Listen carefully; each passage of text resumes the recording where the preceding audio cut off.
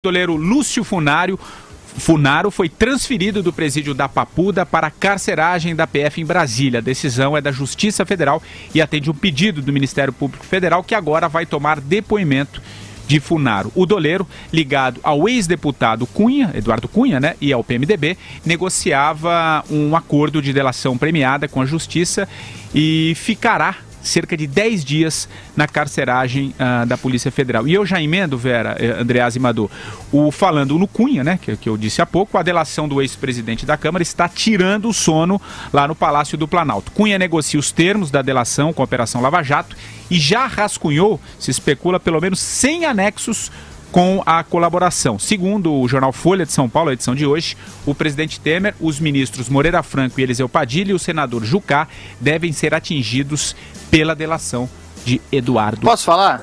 Fale. Você, vai lá. Ô, Patrick Santos. Claro, vai lá.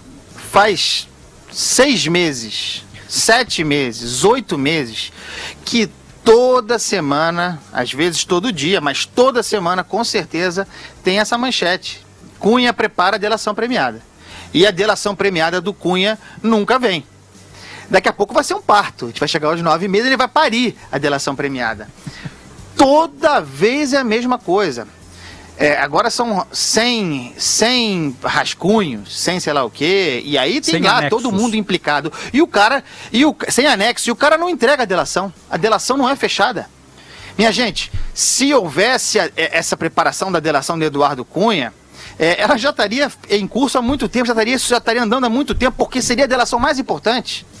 E agora tem uma novidade, A delação do Eduardo Cunha é casada com a do Lúcio Funaro. Eu li isso. Delações casadas. Delação casada é casamento. O Funaro e o Cunha combinaram, ou os advogados combinaram, vamos fazer a delação casada, você fala isso aqui, eu falo isso acolá e a gente junta? Ou delação casada é torcida, para que os dois façam delações complementares? Eu queria entender esses conceitos que estão em curso aí, e o que eu mais queria é que essas delações de fato aparecessem.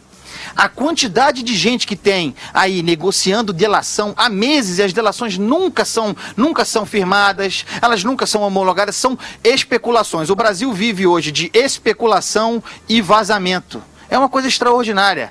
E as pessoas acham que é a República funcionando perfeitamente, as instituições funcionando perfeitamente. Eu acho que não. Concorda, velho? Eu acho que as instituições estão funcionando, se não perfeitamente, porque a gente tem uma crise econômica e política gravíssima há anos. Elas estão funcionando para tentar justamente dar cabo dessa hemorragia, mas não é graças a especulações e os vazamentos que a gente vive essa crise, é graças ao que os políticos, o PT e seus aliados fizeram com o Brasil. A delação do Lúcio Funaro está fechada. Ele foi transferido para Brasília e isso é uma prova de que ela está fechada. Por quê? Porque ele vai delatar gente com foro. Se ele vai delatar gente com foro, ele precisa ir para Brasília. Isso aconteceu com Pedro Correia, isso aconteceu com os delatores da Odebrecht, isso aconteceu com o Delcídio, aconteceu com todo mundo que delatou gente com foro. Delações de gente com foro são fechadas em Brasília com o grupo de trabalho do Janot e homologadas pelo Fachin. Ela deve seguir esse ritmo.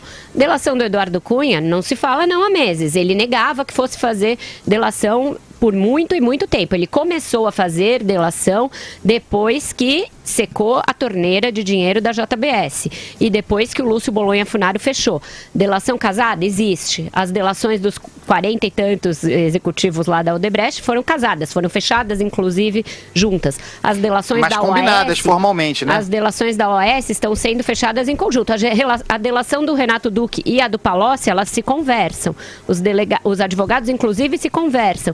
A delação do Cerveró e a do Fernando Baiano foram fechadas mais ou menos em conjunto. Ele fala isso naquele depoimento que a gente deu aqui na semana passada. Então isso acontece, são do mesmo núcleo da novela, por assim dizer. Vão delatar fatos. Mas aí é uma combinação, Tem uma dose de combinação. Eles combinam, é um acerto. Mas tem que entregar as provas, Andreasa. Tem que entregar as provas, não adianta. Não, porque eu sei que tem, mas Vera, porque se a delação do Funaro está adiantada e a do Cunha ainda incipiente, como é que é esse casamento? Esse eu quero entender, é formal? É uma coisa formal? Claro que não é formal, não. É feito provavelmente porque os advogados se conversam e desde o início tem sido dessa maneira. Não é diferente. No caso do Cunha, eu só duvido desse número aí de 100 anexos. Isso aí eu acho que faz parte da megalomania que cerca o Eduardo Cunha. A da Odebrecht, que tinha muitos delatores, teve 800 anexos, a de todos eles. Muito difícil que ele próprio, ele sozinho, firme uma delação com 100 anexos. Mas que ele está separando o material, isso é evidente desde as primeiras perguntas que ele mandou para o Temer e agora mandou mais uma leva mais detalhada. Ele desce ali a detalhes de como o Moreira Franco teria cobrado a propina, em que negociações e etc. Então, que ele tem o que delatar, ele tem. A gente sempre soube disso. A gente discutia aqui se iam aceitar uma delação dele, porque tudo dele já estava muito esquadrinhado. Mas agora, se ele complementar uma delação que envolva o Temer e o seu entourage ali, a sua entourage, eu acho que ele volta para a fila dos delatores mais cobiçados aí pela Lava Jato. Você concorda também, Madu? Qual o impacto dessa delação do Eduardo Cunha? Eu acho o seguinte, o Eduardo Cunha, o Palocci, esses caras todos, eles devem estar com um olho no gato e outro no peixe, né? Porque como a gente estava falando no primeiro assunto, né, eles estão vendo para que lado o vento sopra. Se eles perceberem que existe uma possibilidade real, né, de acordo, de arrego, né, de refrescada na Operação Lava Jato, eu acho que eles vão tentar segurar o máximo possível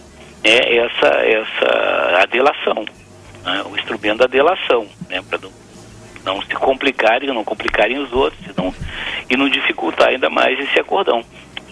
Agora, se fizeram a transferência do Funaro para Brasília, da Papuda para as instalações da Polícia Federal, é um indicador forte de que ele vai falar mais a miúde, de uma maneira mais organizada, enfim.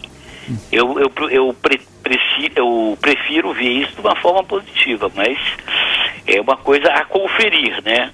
Como a coisa a situação tá bastante incerta com relação ao futuro, né, da luta contra a corrupção no Brasil, tá muito incerta, né? A gente está travando aí talvez as batalhas decisivas.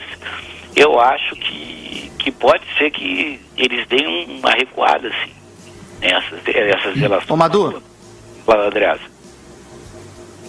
Você se lembra que a gente discutiu aqui nos últimos meses com grande frequência, a Vera está falando sobre isso, sobre o timing da delação do Eduardo Cunha, né? Porque há muitos meses, repetindo o que eu disse, há muitos meses tem essa especulação. Aliás, acho que desde que esse programa existe, a gente fala sobre a delação do Eduardo Cunha. Em um determinado momento, eu mesmo falei aqui que o Eduardo Cunha tinha perdido o timing da delação premiada, né? Porém, talvez o Eduardo Cunha estivesse certo em esperar, e com um componente de sorte. A delação dos açougueiros lá, dos Batista, deixa claro, evidente, o caminho do Cunha agora. Para se salvar, inclusive, de repente, para negociar uma delação, um acordo de delação generoso como o dos Batista, né? Basta entregar o presidente da República, basta entregar o Michel Temer. Não precisa entregar mais ninguém. Eduardo Cunha entregando com mais ou menos verdade o Michel Temer, talvez encontre aí aos 48 do segundo tempo, quando pouco espaço havia para encaixar uma nova delação, um caminho de sobrevivência. Faz sentido.